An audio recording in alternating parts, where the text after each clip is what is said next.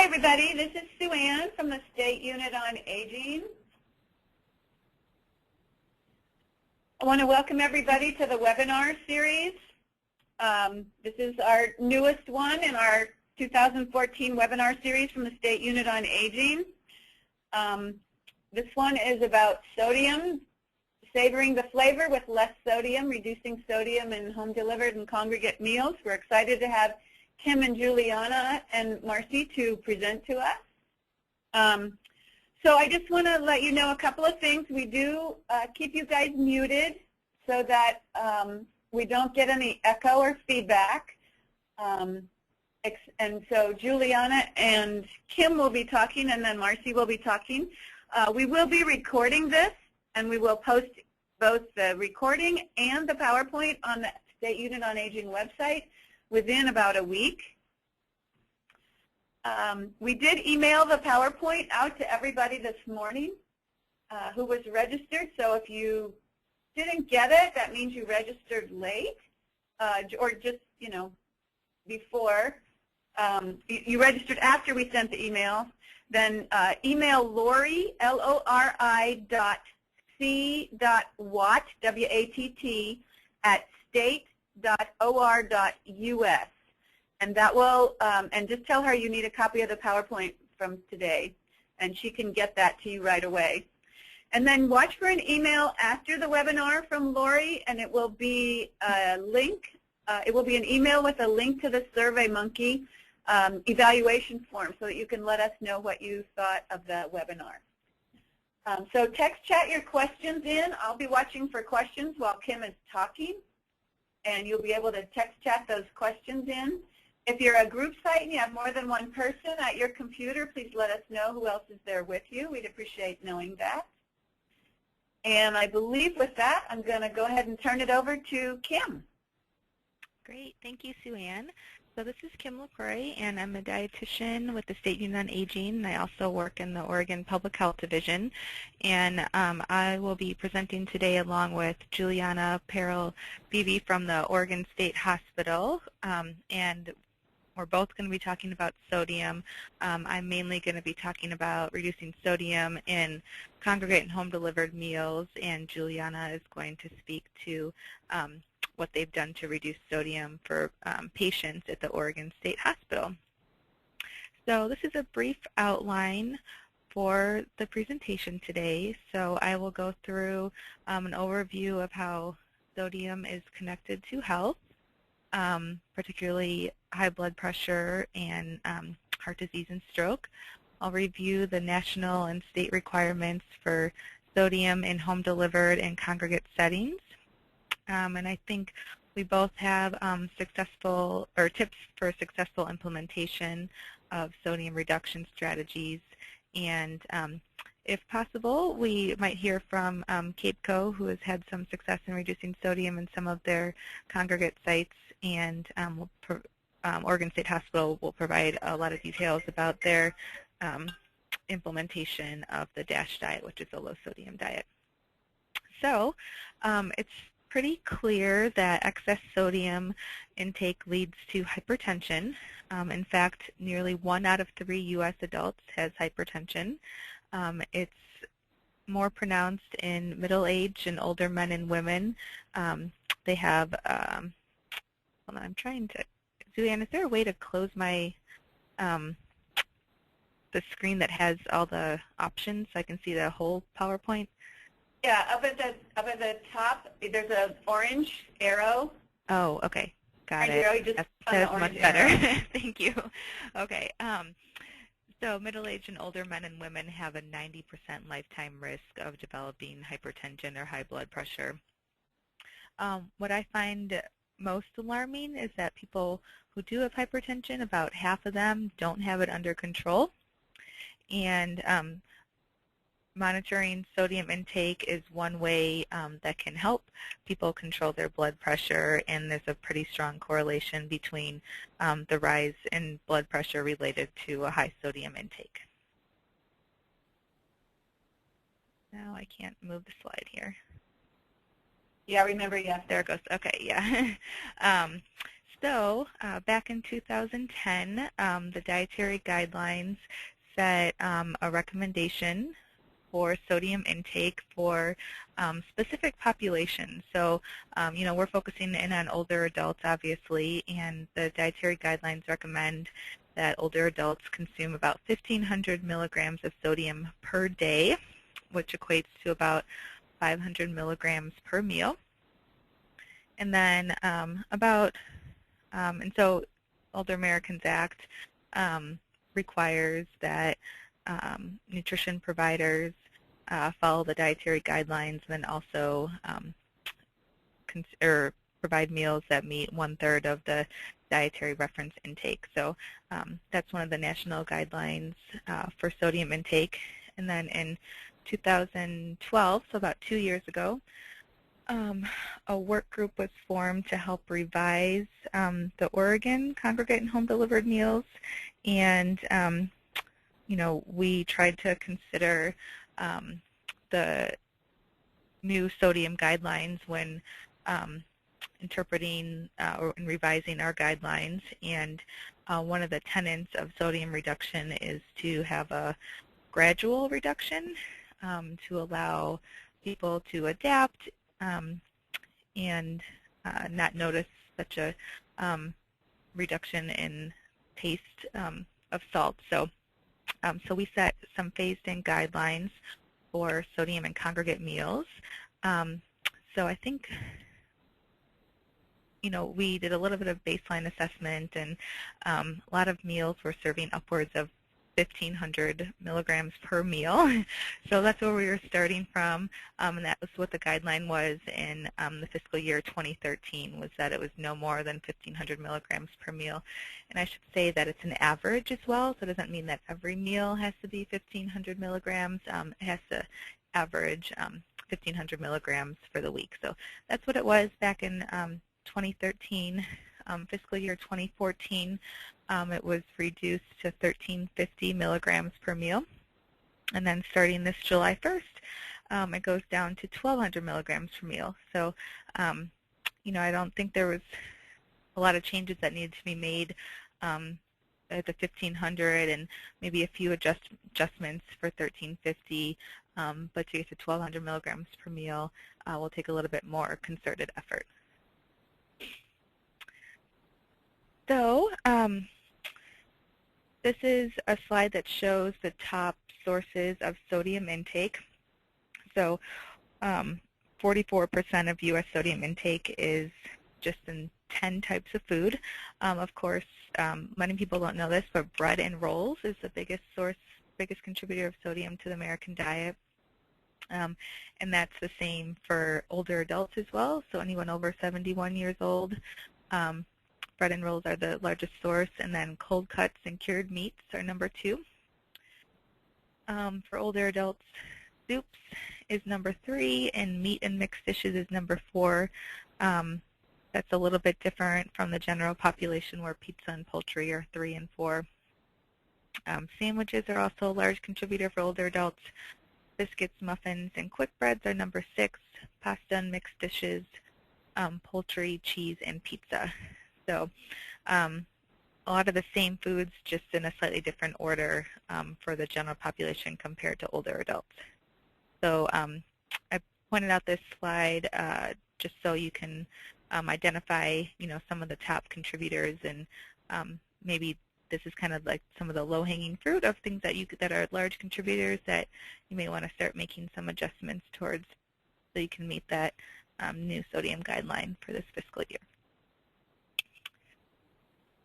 The sodium levels can vary for the same food, and they can really vary widely. For example, bread, like I said, is the largest source, and it can really range from anywhere from 95 milligrams to 210 milligrams. So it's really important to look at food labels and diet analysis, of course, when you're choosing different foods for your menus. So this is an example of a AAA in Schenectady County, New York, who is part of the Sodium Reduction in Communities grant from the CDC. This is just their success story write-up of kind of what they did and what they accomplished. So this is just an idea of some things that you might want to incorporate into your nutrition program. So for recipe modifications, one of the things that they did was to remove bacon bits, which is a large source of sodium, decreasing or removing cheese, eliminating added salt when they could in the cooking process, cooking more things from scratch, such as homemade barbecue sauce.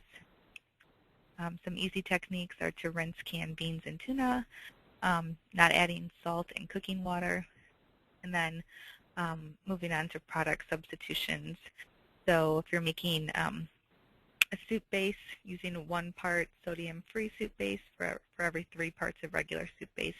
That's a way to also cut down on costs as well, because sometimes the sodium-free soup bases are a little bit more expensive. So replacing canned mushrooms with fresh, using no salt added diced tomatoes. You know, cold cuts and cured meats are a big source, so procuring reduced sodium ham and hot dogs, and then also using lower sodium American cheese and tomato sauce.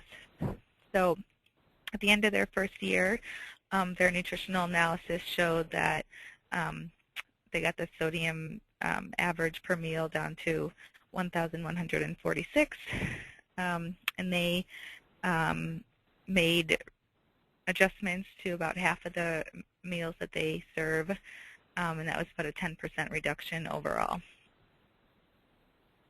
And they also did some evaluation and found that consumers or clients didn't see the lowering the sodium didn't really negatively affect participation or negative comments on the food that was served. They still rated meals as very flavorful. So I went through some of these in that case example from Schenectady County, but these are just some other menu planning tips.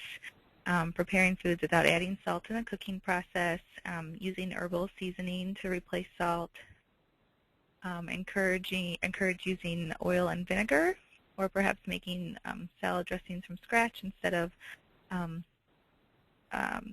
other salad dressings, processed salad dressings, providing at least 1 low-sodium salad dressing. Really, this is the bulk, is really establishing policies and procedures for purchasing healthful foods that incorporate the sodium guidelines. So in your contracts with food vendors, incorporating this low-sodium guideline into those contracts. Working with food purveyors to purchase low-sodium foods, and you know, balancing things out. So if a menu item is high in sodium, then the rest of the menu items for the day are maybe fresh cooked or maybe not a processed food item. So if you have kielbasa sausages is the main item, maybe instead of offering you know, something that's high in sodium, such as, I don't know, French fries or something, you offer fresh fruit instead.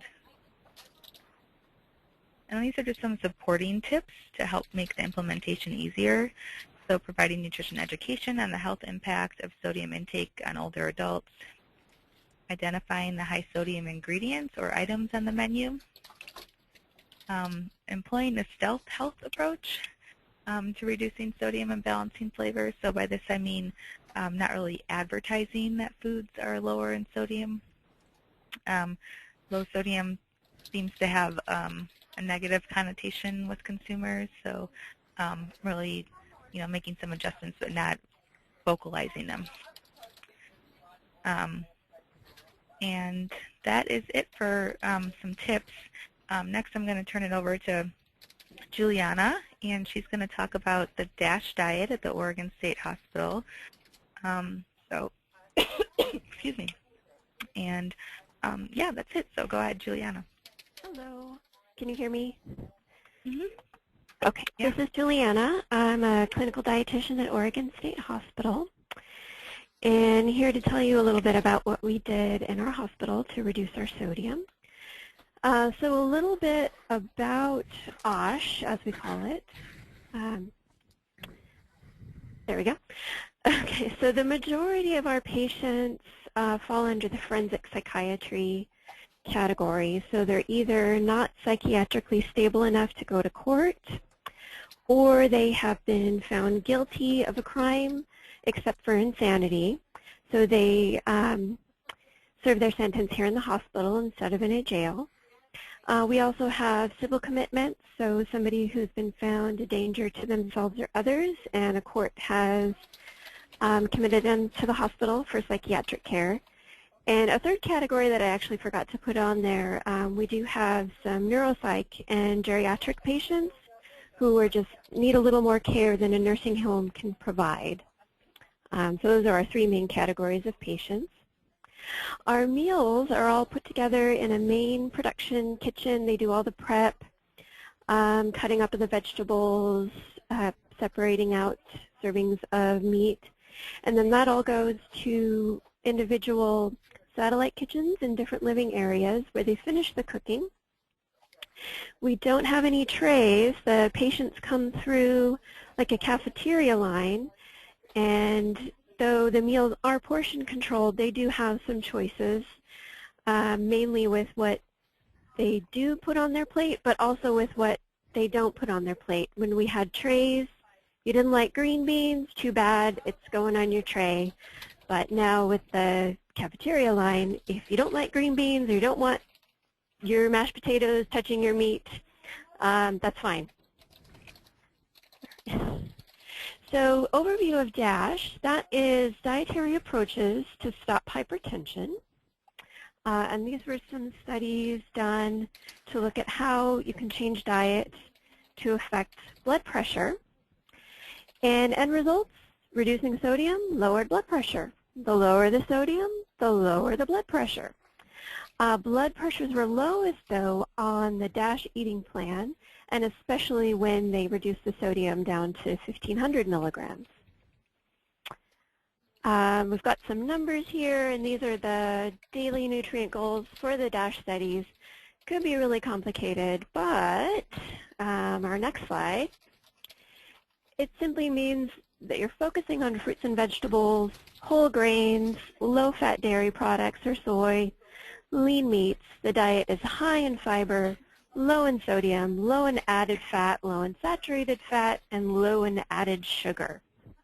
So I just want to interject here that the DASH diet is pretty much what the requirements are for the Older Americans Act diet as well. So today we're talking about specifically sodium, but all these other things are part of the standards that we utilize as well. Excellent. So at the time of the studies, the USDA was using the food guide pyramid to demonstrate what a healthy diet looked like.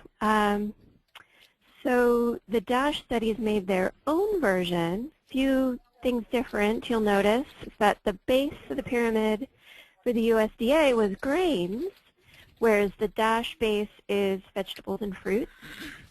The DASH pyramid separated out protein from animal sources and protein from fat sources.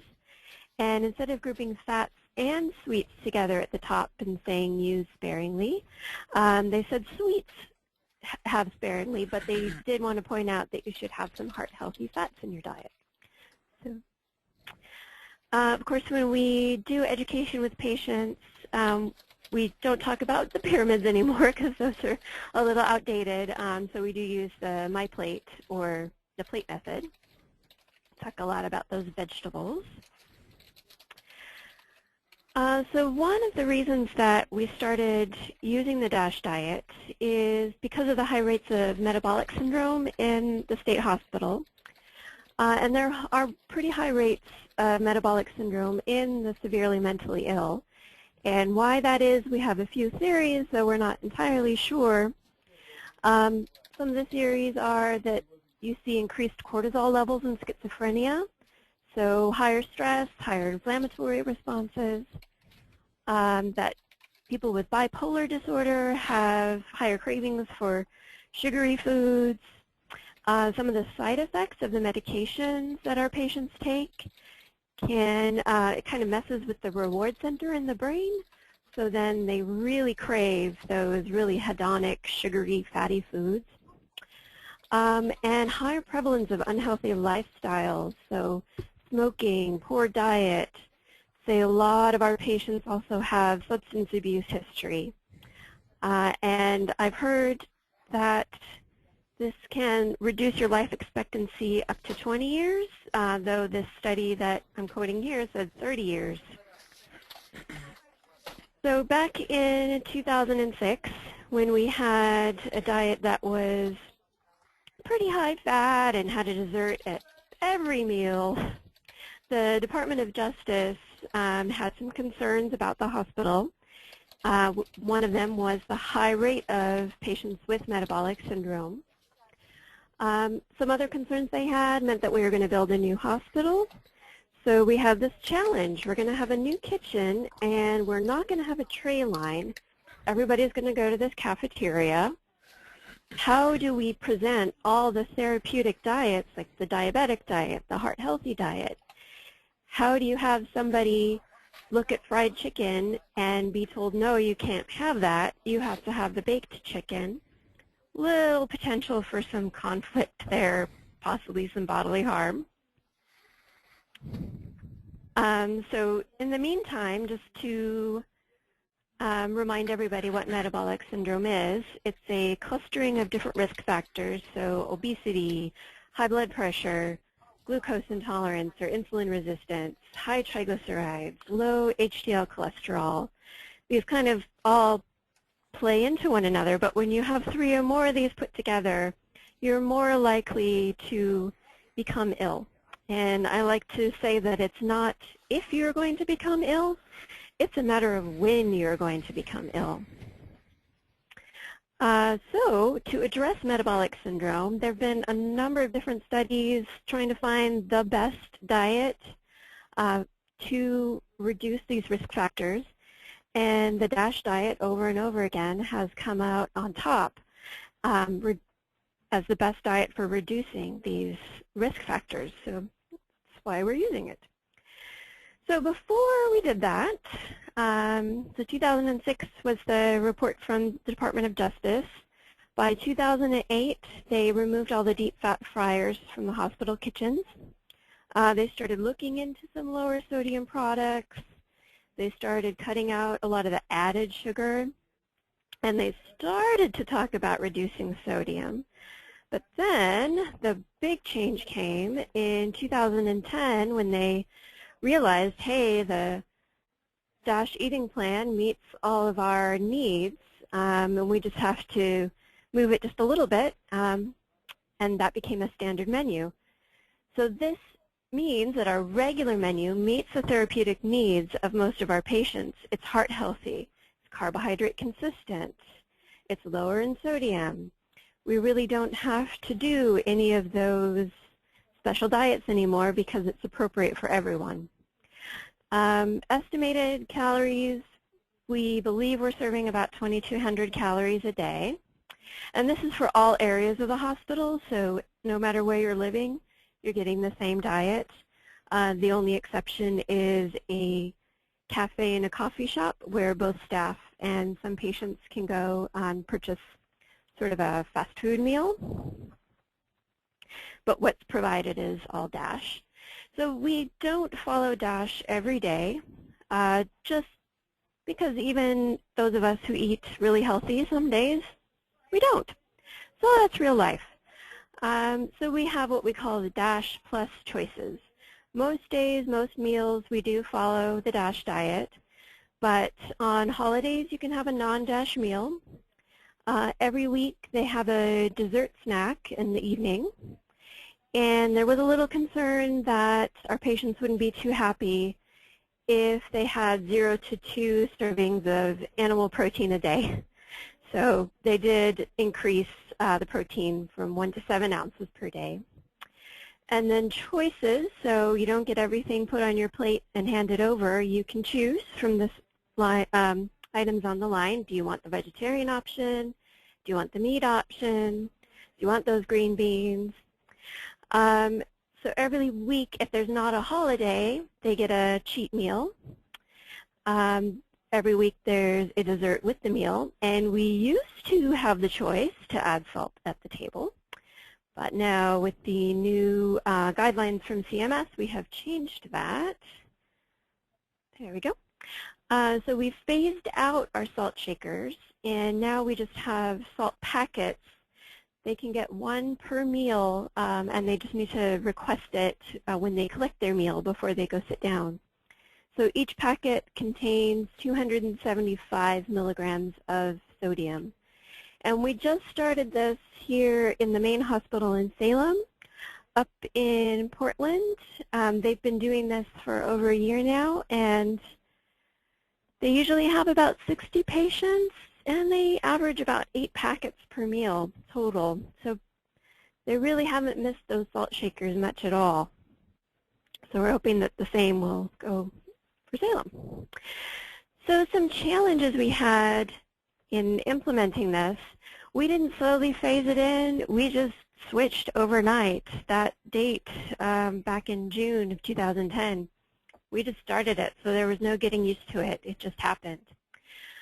We did not have a program like Computrition when we started it, so we followed the DASH eating plan, and we knew that we were meeting people's needs, and we were meeting RDAs, but we kind of had to estimate the calories and the fat and the carbs and the sodium. We do now have Computrition, so we're getting a lot tighter control on our nutritionals because we can see exactly what we're doing in a day and see where we can adjust things to lower the sodium, lower the carbs as we need. Some challenges with our suppliers. We go through a lot of peanut butter, and we're not allowed to have glass containers on the units available for the patients. And we still can't find a natural peanut butter that meets DASH, that is affordable, and the taste is acceptable to our population. So we're still looking. I know you can get Adams in plastic, but we can't get that from our suppliers, so we're still looking. Initial results, so June 2001, we took a look back at the previous year and found that we had actually saved money by serving healthier food. So even when labor was factored in, we saved 5%. And the patients liked it better. They liked the appearance, the taste, the nutrition, the menu, the presentation, the variety of foods, temperature of foods, because it was now not on a tray, it was being served from a hotel pan, was a lot better. Some other results, our patients are healthier. And we also, instead of doing several hundred trays and then snack bags for people, we do less than 35 trays a day. And most of these are for very physically ill patients or renal diets or gluten-free diets, because our regular diet is good for everybody else. So we have very few therapeutic trays that we have to do. A couple of problems that you might be thinking of with starting to lower sodium, or lower your sodium. A lot of the products out there just aren't very good, like low sodium or reduced sodium soups, still pretty high in sodium, and they just don't taste that good. We make everything from scratch. We make all our soups from scratch. We make all our entrees from scratch. We don't buy any of that stuff pre-made or pre-packaged. And then if we need to add something, so for our soups, we would use a low sodium or no sodium base product, so a low sodium broth for our soup. And I'm just going to say again that this saved us money. Not only are we making our patients healthier, but we reduced our budget. One thing to note is that a lot of these products use potassium chloride to substitute the little tongue zing that you get with sodium chloride. So it's not something you want to use if you have dialysis patients or going to have to make them something else. Problem number 2 is the perception that salt is flavor. Well, I like to say that salt is not a spice. You can add spices, you can add herbs, you can add all kinds of flavorings and blends that do not contain any salt or sodium and kick up the flavor. And you don't have to use salt. And we make everything here from scratch, and when you do that and it's fresh and freshly made, it's coming right out of the oven and served to our patients, it really doesn't need a whole lot more to make it taste good because it's good to begin with. A couple of notes on suppliers. Because we make so much from scratch, there's not a lot of product that we buy that isn't ingredients. But we have a couple of things like legumes. Those would be really labor intensive if we were going to be boiling our own beans. So we do buy those canned. We just started working with Truett Brothers, which they're here in Salem, Oregon, and we can get them through our contractor. They're locally sourced, they're sustainable, and they're lower in sodium. And then on top of that, you can take a product like that and rinse it, and that will lower the sodium even more. And the last thing on our suppliers is for our meat, we make sure that we purchase meats that are not injected.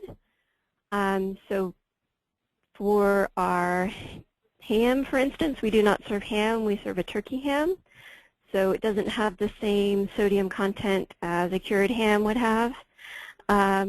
Or we serve lean cuts of meat that do not have any kind of saline or brine injected into them. All right, and lastly, I have just my list of resources if you would like to read more about nutrition and mental illness and metabolic syndrome and severe mental illness. Those are some resources for you. All right, thank you. Great. Thank you, Juliana. That was very, very helpful and full of great information. So, I just think that's a great example of implementing a lower sodium diet. Although it's not the exact same setting, a lot of the things that you talked about are very transferable to congregate and home-delivered meals. So we just want to remind you guys that you can text any questions through the text chat, and we will get them answered. I'm going to unmute Marcy McMurphy to see if she wants to say anything about what CAPCO is doing. Marcy, are you there? You might have to unmute yourself.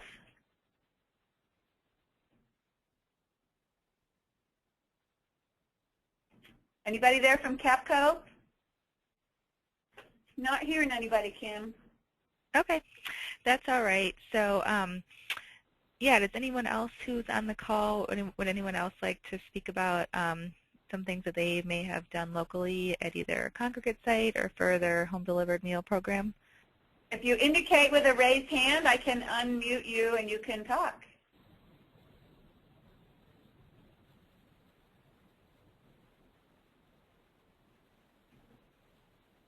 All right. Well, I guess we'll go.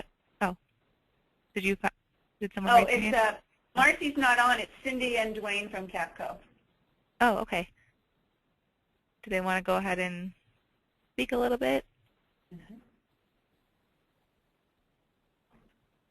So Cindy and Dwayne, if you have anything to say about your nutrition program and the sodium, we've unmuted you. So if you would like to speak, you're welcome to.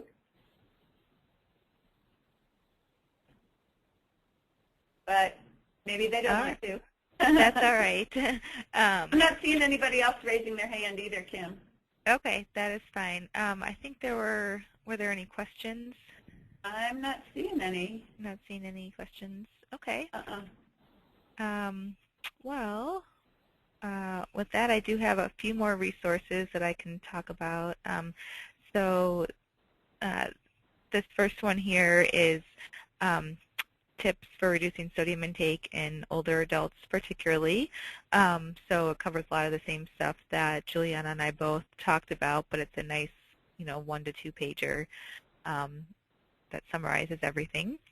And then there's also a resource from the CDC specifically on reducing sodium intake in congregate and home-delivered meals.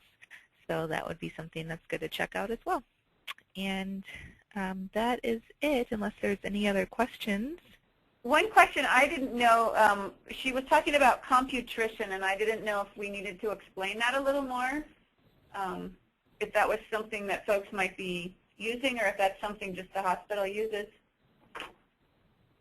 My understanding is that CompuTrition is just one available form of diet analysis, and I'm sure there's probably some AAAs out there that use CompuTrition, but that is, I think it's about half and half. A lot of AAAs are using nutritional analysis programs, and some of them are still doing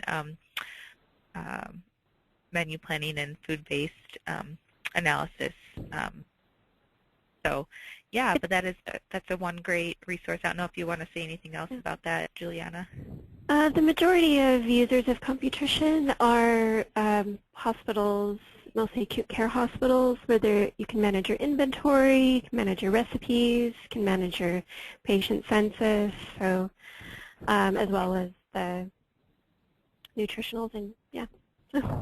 Okay, so it really does both. It's not just the nutritional analysis, but provides some other kinds of supports specifically for hospitals. Yeah. Okay, great. Thank you. Okay, we'll leave it on for just another minute or two in case there are any questions, but I believe that's all the material that Kim has to present. So we have been recording this. I want to remind everybody that we will be posting this and the PowerPoint on the website. It'll be under the AAA business link, and then you scroll way down the page to where it says available trainings, and it will be down there. They also sometimes put it in the what's new section. Also, please be sure and watch for an email in the next half hour or so. As soon as we close out the webinar, there will be a SurveyMonkey link so that you can let us know what we can do to improve our webinars, and in particular how you like this one. So unless there are other questions, we're probably going to go ahead and close down the webinar. So I'll look again, but thanks very much for joining us, and we really appreciate you guys being on here, and please let us know how we can make these better. Have a great afternoon. Thank you for participating. Enjoy the afternoon. Mm-hmm.